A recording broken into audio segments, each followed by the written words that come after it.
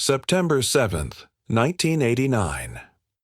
The Whispering Pines Motel sat on the outskirts of Kilgrave, Texas, a dusty town that most travelers pass through without a second glance.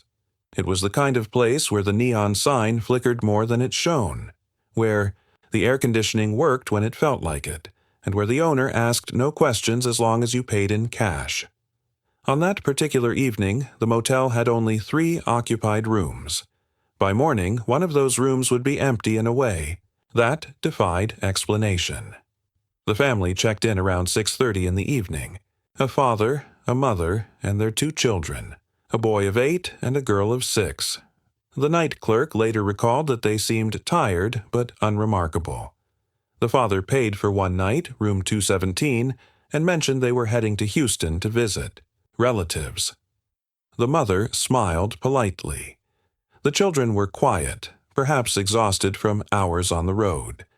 It was an ordinary interaction, the kind that happens thousands of times across America every single day, except this family would never check out.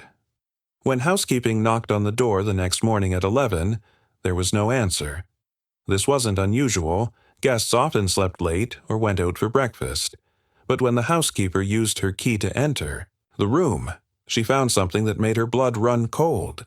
The room was completely empty. Not just empty of people, that would have been normal, but empty in a way that suggested the family had never been there at all. The beds were perfectly made, hospital corners tucked tight, not a wrinkle in the fabric. There were no suitcases, no personal belongings, no forgotten toothbrush in the bathroom or crumpled receipt on the nightstand.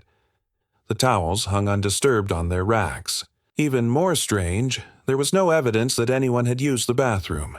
The toilet paper was unrolled, the soap was unwrapped but dry, and there wasn't a single strand of hair in the shower drain. The housekeeper called the manager, who called the police. When local law enforcement arrived, they were baffled. The father's signature was in the registration book, clear as day. The security deposit had been paid in cash, but it was as if the moment the family had closed the door to room 217 behind them, they had ceased to exist. Investigators began piecing together what little they could find. The family's car, registered to the father, was nowhere to be found. The relatives in Houston they supposedly planned to visit had never heard from them, and, in fact, hadn't been expecting any visitors. The address the father had written in the registration book turned out to be real. A modest home in a suburb outside of Dallas. But when police visited, they found the house completely empty, the mailbox overflowing with weeks of unclaimed mail. Neighbors reported that the family had lived there for just over a year. They kept to themselves, the neighbors said. The father worked odd jobs. The mother was rarely seen outside. The children attended the local elementary school but had been withdrawn from classes about 2 weeks before the motel incident, with the father citing a family emergency that required them to leave town. The investigation deepened, but answers remained elusive. The father's employment history was spotty and difficult to trace. The mother's background seemed almost non-existent. No social media presence, no previous addresses that investigators could verify, no extended family that could be contacted. Even the children's birth certificates raised questions when officials noticed irregularities in the filing dates and locations. One of the most puzzling pieces of evidence came from the motel room itself. In the bathroom, investigators found something odd. The mirror had a single fingerprint on it, perfectly preserved as if someone had pressed their hand against the glass deliberately. The print was small, likely belonging to the young girl. But what made it remarkable was its placement, in the exact center of the mirror, at a height that would have required her to stand on something to reach. Yet there was no stool, no indication of anything being moved. And the print was the only forensic evidence found in the entire room. As days turned into weeks, the case grew colder. The family's vehicle was never located. No credit cards were used, no bank accounts accessed. It was as if they had driven into the Texas night and simply dissolved into the darkness. The case attracted brief media attention, then faded from headlines as newer tragedies demanded the public's attention. But some people never stopped looking. A dedicated detective named Marcus Graber made the case his personal mission. He believed that no one could disappear so completely without leaving some trace, some fragment of their existence behind. He spent his off-duty hours following leads. That went nowhere, interviewing witnesses whose memories grew hazier with each passing year. Graber's investigation led him down unexpected paths. He discovered that the Whispering Pines Motel had a strange history. Over the previous 20 years, there had been 3 other unexplained incidents. Not disappearances exactly, but odd occurrences that the local police had never quite understood. A woman who checked in alone and was found the next morning speaking a language no one could identify. An elderly man who vanished from his room, only to be found 3 days later wandering on a highway 40 miles away with no memory of how he'd gotten there.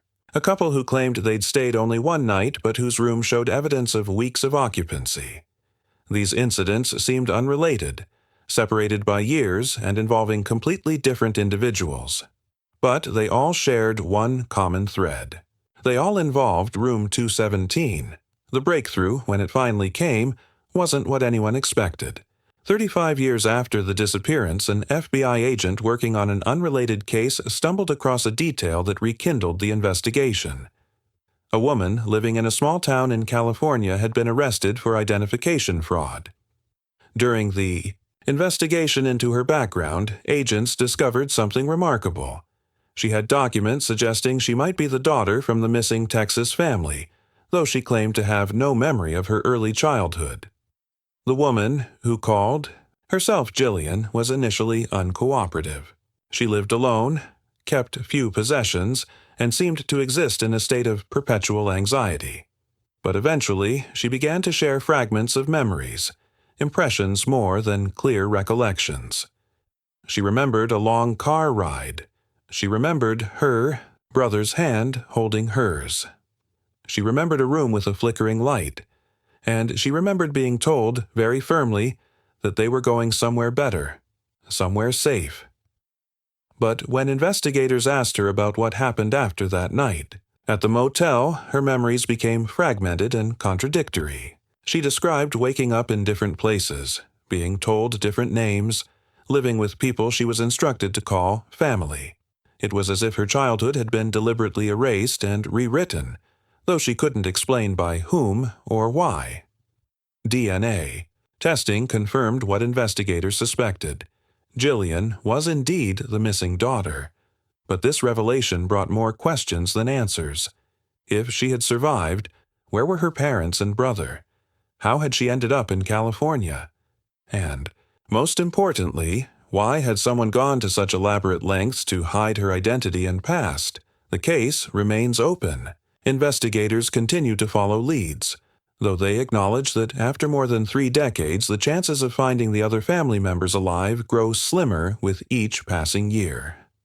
Some believe the family was running from something, or someone, that their disappearance was planned. Others suggest they were victims of foul play, their bodies hidden somewhere in the vast Texas wilderness. A few even whisper about stranger possibilities, though these theories are quickly dismissed by serious investigators. What makes this case so haunting isn't just the mystery of the disappearance itself, but what it reveals about how fragile our connections to the world really are. In an age of digital footprints and constant surveillance, it's easy to believe that vanishing without a trace is impossible. Yet this family proved otherwise. They walked into a motel room on an ordinary September evening and stepped out of their own lives, leaving behind only silence and speculation.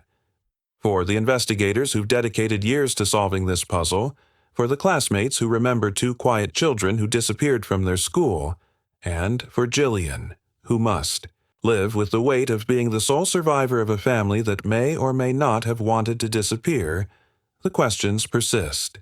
What happened in room 217 of the Whispering Pines Motel? Where did a family go when they left no trail to follow? And perhaps most troubling of all, could it happen again?